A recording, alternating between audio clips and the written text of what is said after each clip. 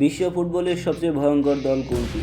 যে দলে আছেন ফুটবলের জাদুকর Lionel Messi, goal machine Lautaro, তরুণ তারকা এনজো, আর দেয়ালের মতো ডিফেন্স। আজকের ভিডিওটিতে আমরা দেখব আর্জেন্টিনার সম্ভাব্য সেরা একাদশ, যারা 2026 বিশ্বকাপে পুরো পৃথিবী কাঁপিয়ে দিতে পারে, আবারও হতে পারে চ্যাম্পিয়ন।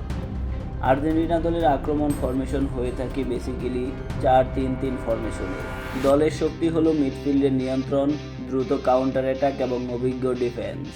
শুরুতেই আর্জেন্টিনার গোলকিপারের দায়িত্ব এবারও সামলাবেন এমিলিয়ানো মার্টিনেজ। আর্জেন্টিনার শেষ ভরসার নাম এমি মার্টিনেজ। বিশ্বকাপ ফাইনালে অসাধারণ সেভ করে তিনি হয়ে গেছেন জাতির নায়ক। তার সবচেয়ে বড় শক্তি হলো পেনাল্টি সেভ করতে তিনি সবচেয়ে বেশি দক্ষ। চাপের মুহূর্তে শান্ত থাকা, ডিফেন্সকে নেতৃত্ব দেওয়া। 2026 বিশ্বকাপে আর্জেন্টিনার গোলপোস্ট নিরাপদ রাখতে আবারও ভূমিকা পালন করতে পারেন এই গোলরক্ষক। ডিফেন্স লাইনের লেফট ব্যাকে থাকবে নিকোলাস তাগলিয়াফিকো দারুণ ট্যাকল করতে পারেন এবং আক্রমণেও সাহায্য করেন। বাম দিক থেকে দ্রুত দৌড়ে উঠে ক্রস দেওয়া তার বড় অস্ত্র। সেন্টার ব্যাক হিসেবে থাকবে নিকোলাস ওতামেন্দি দলের সবচেয়ে অভিজ্ঞ ডিফেন্ডারদের একজন। শারীরিক শক্তি, হেড এবং নেতৃত্ব সব কিছুতেই দুর্দান্ত তিনি। বিশ্বকাপের বড় মঞ্চে ওতামেন্দির অভিজ্ঞতা আর্জেন্টিনাকে বাড়তি আত্মবিশ্বাস দিতে পারে। সেন্টার ব্যাক হিসেবে থাকবে ক্রিস্টিয়ান রোমারোকে বলা হয় ডিফেন্সের যোদ্ধা। তিনি আক্রমণভাগের খেলোয়াড়দের এক মুহূর্তেও শান্তিতে থাকতে দেন না। তার আগ্রাসী ডিফেন্স আর্জেন্টিনাকে আরও শক্তিশালী করে তোলে। রাইট ব্যাকে থাকবে নাহুয়েল মলিনা খুব দ্রুতগতির একজন ফুলব্যাক। ডিফেন্সের পাশাপাশি আক্রমণেও তিনি সমান কার্যকর। তার ওভারল্যাপিং রান প্রতিপক্ষের ডিফেন্সে বড় সমস্যা তৈরি করে। আর্জেন্টিনার আসল শক্তি আসলে মিডফিল্ডের দায়িত্ব সামলাবেন রদ্রিগো ডিবলকে বলা হয় মেসির বডিগার্ড।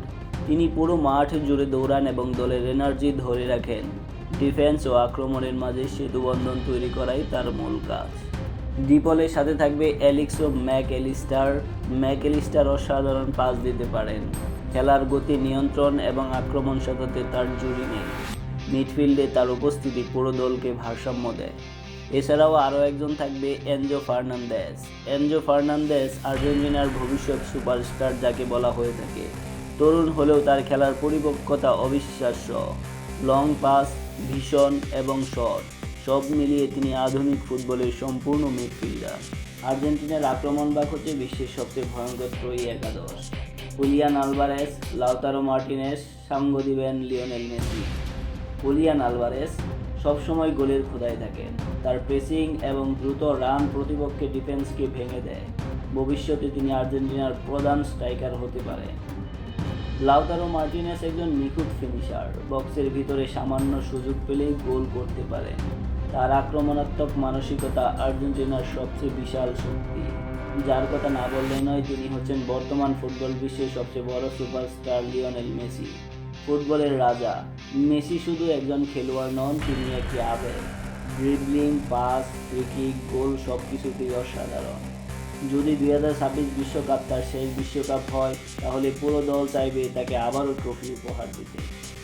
আর্জেন্টিনার সবচেয়ে বড় শক্তি কি? আর্জেন্টিনা দলের সবচেয়ে বড় শক্তি হচ্ছে অভিজ্ঞতা প্লাস তরুণ প্রতিভার সংমিশ্রণ। শক্তিশালী মিডফিল্ড, বিশ্বসেরা আক্রমণ ভাগ, দুর্দান্ত টিম কেমিস্ট্রি, চাপের ম্যাচ জেতার মানসিকতা। তবে এই সকল সত্ত্বেও এই দলের বেশ কিছু দুর্বলতা রয়েছে। সেটি হচ্ছে কিছু খেলোয়াড় বয়সে বেড়ে যাচ্ছে, ডিফেন্সে গতি সমস্যা হতে পারে। মেসির উপর অতিরিক্ত নির্ভরতা এই দলকে কিছুটা হলেও পিছনে নিয়ে যেতে পারে। তবে সঠিক পরিকল্পনা থাকলে এই দল আবারও বিশ্বকাপ জিততে পারে। আপনাদের মতে 2026 বিশ্বকাপে আর্জেন্টিনার সবচেয়ে গুরুত্বপূর্ণ খেলোয়াড় কে হবে? মেসি, এনজো নাকি লাউতারো? কমেন্টে জানান। আর ফুটবলে এমন ধরনের ভিডিও পেতে চ্যানেলটিকে সাবস্ক্রাইব করে ভুলবেন না।